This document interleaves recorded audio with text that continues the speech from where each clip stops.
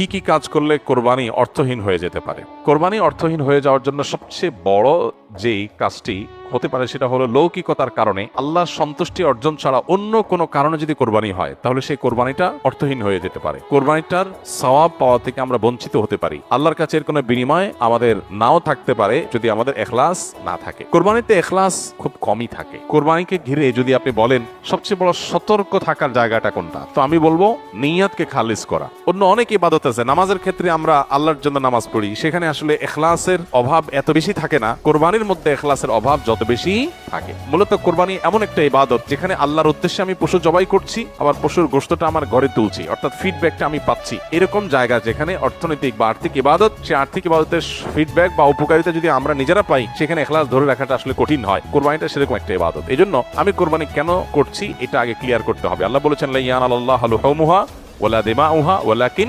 ইয়ানালুহু আত-তাকওয়া মিনকুম। কোরবানির পশুর গোশত, রক্ত কিছুই আল্লাহর কাছে যায় না। যেই চেতনা থেকে, যেই তাকওয়ার সুপ্ত চেতনা থেকে আমরা কোরবানি করি, সেটা আল্লাহর কাছে ঠিকই যায়। সো ইখলাসটা এনশিওর করতে হবে, না হলে কোরবানি অর্থহীন হয়ে যেতে পারে। অনেকে আছেন প্রতি বছর কোরবানি করি, এবছর যদি না করি ছেলেমেয়েরা কার মুখের দিকে চেয়ে থাকবে। তাহলে এটা সামাজিক মর্যাদা রক্ষার কোরবানি হলো, আল্লাহর উদ্দেশ্যে না। অনেকে হয়তো মনে করেন যে আমরা প্রতি বছর গরু কোরবানি দেই, এবছর টাকা নাই, ধার করে হলো দিতে হবে। কেন? কারণ আমাদের মুখ থাকবে না, মান সম্মান থাকবে না যদি ছাগল দেই, মানুষ মনে করবে গরিব হয়ে গেছি। এই যে মানুষ কি মনে করবে সেই চিন্তা থেকে আমি গরু কোরবানি করলাম, অর্থহীন হয়ে যেতে পারে কোরবানি। ঠিক একই ভাবে নতুন আত্মীয় হয়েছে, অন্যান্যবার কোরবানি করি বা না করি, এবার তো করতেই হবে। মেয়ে বিয়ে দিয়েছি, বিয়ের বাড়ির মেহমানরা আসবে, তারা জানবে, তো এবার কোরবানি না দিলে তো মুখ থাকে না। কোরবানি আমার উপরে আবশ্যক হয় না, তারপরে আমি কোরবানি করতেছি কেন?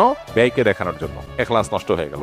অনেকে আছেন যে কোরবানির মূল উদ্দেশ্য হয় হলো ফ্রেশ গোশত সংগ্রহ করা, এই সামাজিক মর্যাদা ইত্যাদি। এগুলোর কারণে কোরবানি সবচেয়ে বেশি অর্থহীন হয়ে যায়। এই জন্য কোরবানিকে সবচেয়ে বেশি আমাদের রিয়া বা লৌকিকতা থেকে মুক্ত রাখার চেষ্টা করতে হবে। আল্লাহ আমাদের তৌফিক দান করুন। দ্বিতীয়ত, হারাম অর্থ দিয়ে যদি কোরবানি করেন তাহলে সেটা অর্থহীন হয়ে যায়।